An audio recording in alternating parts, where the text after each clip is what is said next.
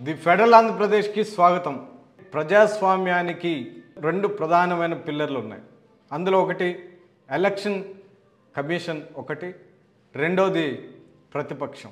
ఈ రెండు సక్రమంగా ఉన్నప్పుడు ప్రజాస్వామ్యం సక్రమంగా ఉంటుంది, సక్రమంగా అమలవుతుంది. దానివల్ల ప్రజలకు మేలు జరుగుతుంది, ప్రజల హక్కులు పరిరక్షింపబడతాయి. ఎప్పుడైతే ఈ రెండు వ్యవస్థలు కుప్పగోలుతాయో అప్పుడు ప్రజాస్వామ్యం ప్రమాదంలో పడినట్టుగా నిపుణులు, రాజ్యాంగ నిపుణులు ఇదివరకే చెప్పారు. కానీ భారతదేశంలో ఈ రెండు చాలా పెద్ద ప్రమాదంలో పడ్డాయి అన్న చర్చ తాజాగా తెరపైకి వచ్చింది. రాహుల్ గాంధీ ఎలక్షన్ కమిషన్ మీద చేసినటువంటి ఆరోపణల నేపథ్యంలో ఈ చర్చ తెరపైకి వచ్చింది. ఎలక్షన్ కమిషన్ ఆఫ్ ఇండియా ఎన్నికల ఓట్లను చోరీ చేసింది, దొంగిలించింది అని ఎవిడెన్స్తో సహా దాదాపు గంటన్నర పాటు ఆయన క్లియర్ కట్గా పిన్ పాయింట్ చేస్తూ వివరించారు.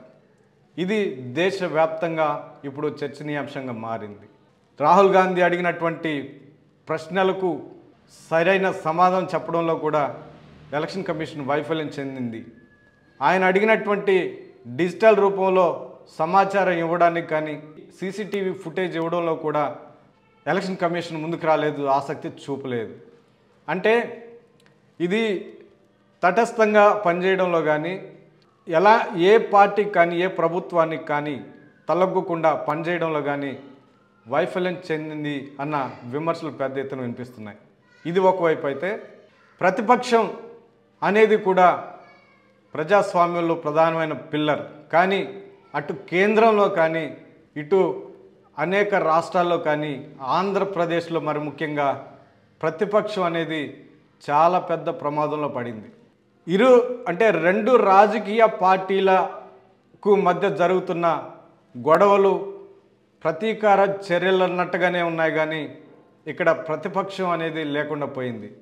కేంద్రంలో కూడా కాంగ్రెస్ పార్టీ ప్రతిపక్షంలో ఉన్నప్పటికీ, మిగతా పార్టీలన్నీ కలిపి ఉన్నప్పటికీ ప్రధాన ప్రతిపక్షంగా కాంగ్రెస్ ఉంది. కానీ కాంగ్రెస్ నాయకుడు రాహుల్ గాంధీ ప్రభుత్వాన్ని ప్రశ్నించిన ప్రతి సందర్భంలో కానీ, ప్రశ్నలు లేవనెత్తి అధికార పక్షాన్ని డిఫెన్స్లో పడేస్తున్న ప్రతి సందర్భంలో ఆయన మీద ఏదో ఒక ఆరోపణలు తెరపైకి తీసుకురావడం, ఏదో ఒక కేసు ఆయన మీద నమోదు చేసి ఆయనని బద్నాం చేయడమే జరుగుతుంది. కానీ రాహుల్ గాంధీ చేస్తున్నటువంటి అంశాల మీద ప్రభుత్వం సానుకూలంగా స్పందించింది లేదు, వాళ్ళ సూచనలు కానీ సలహాలు కానీ తీసుకున్నది లేదన్న చర్చ కూడా ఉంది.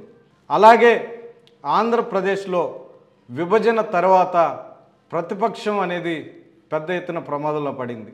2014 నుంచి 19 వరకు ఉన్నటువంటి చంద్రబాబు నాయుడు ప్రభుత్వ హయాంలో జగన్మోహన్ రెడ్డికి కానీ, ఆయన పార్టీకి కానీ పెద్దగా ప్రాధాన్యత ఇచ్చింది లేదు, వాళ్ళని చర్చలకు పిలిచింది లేదు, అసెంబ్లీలో వాళ్ళు మాట్లాడుతున్న టైంలో మైక్ టైం సరిగా ఇచ్చింది లేదు, వాళ్ళ సూచనలు కానీ సలహాలు కానీ అడిగింది లేదు, తీసుకున్నది లేదు. మైక్ టైం ఇచ్చినట్టే ఇచ్చి మళ్ళీ వెంటనే కట్ చేయడము, అసెంబ్లీ సాక్షిగా నాడు వాళ్ళని అవమానానికి గురి చేయడం వంటి ప్రతీకార చర్యలకు పాల్పడింది అన్న విమర్శలు కూడా పెద్ద ఎత్తున వచ్చాయి. 2019లో అధికారంలోకి వచ్చినటువంటి వైసీపీ, జగన్మోహన్ రెడ్డి కూడా ఇదే తరహా పందాన్ని అనుసరించాడు.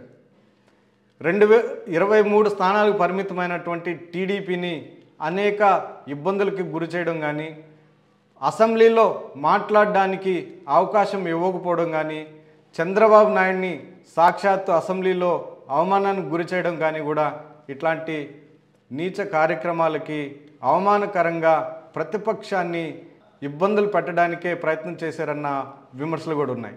ఇదే తరహా 2024 తర్వాత ఇంకా తీవ్రమైంది. కేవలం 11 స్థానాలకే పరిమితమైందని, అందువల్ల ప్రతిపక్ష హోదా లేదని కావాలని సాంకేతిక అంశాలను తెరపైకి తీసుకొచ్చి వైసీపీని, జగన్మోహన్ రెడ్డిని తీవ్ర స్థాయిలో ఇబ్బందులు పెడుతున్నారు అన్న చర్చ కూడా తెరపైకి వచ్చింది. అంటే ప్రతిపక్షం అన్నది లేకుండా చేయాలన్న ఆలోచనలో ఎవరైతే అధికారంలోకి వస్తున్నారో వాళ్ళు చేస్తున్నారు. ప్రతిపక్షం లేకుండా చేసి మొత్తం వాళ్ళ ఆధీనంలో పెట్టుకుని నియంతృత్వ ధోరణిలో పరిపాలన చేస్తున్నారు, నియంతృత్వంగా వ్యవహరిస్తున్నారు, ప్రజల సమస్యలు కానీ ప్రజల హక్కులకు కానీ ఏమాత్రం పట్టించుకోవడం లేదు అన్న విమర్శలు పెద్ద ఎత్తున ఉన్నాయి.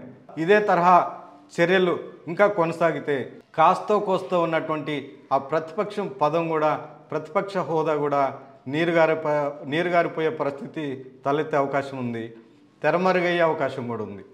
అంటే అధికార పక్షంలో గెలిస్తేనే ఎమ్మెల్యే, లేకపోతే లేదు. ప్రతిపక్షంలో గెలిస్తే ఓడిపోతే, అధికారంలోకి రాకపోతే వాళ్ళ పరిస్థితి అంతే ఇంకా అన్నట్టుగా ఆంధ్రప్రదేశ్ రాజకీయ తీరు ఉంది.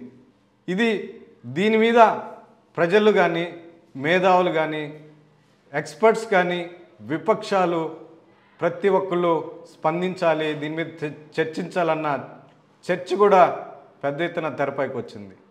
ఈ నేపథ్యంలో అధికార పక్షంలోకి వచ్చేటువంటి పార్టీ ప్రతిపక్షాన్ని ఏ మేరకు కాపాడుకుంటుంది, ప్రతిపక్షం రాజకీయ దుర్బుద్ధితో కాకుండా రాజ్యాంగ నిబంధనల ప్రకారము ప్రతిపక్షాన్ని ఏ మేరకు కాపాడుకుంటుందన్న అంశం భవిష్యత్తులో చూద్దాం.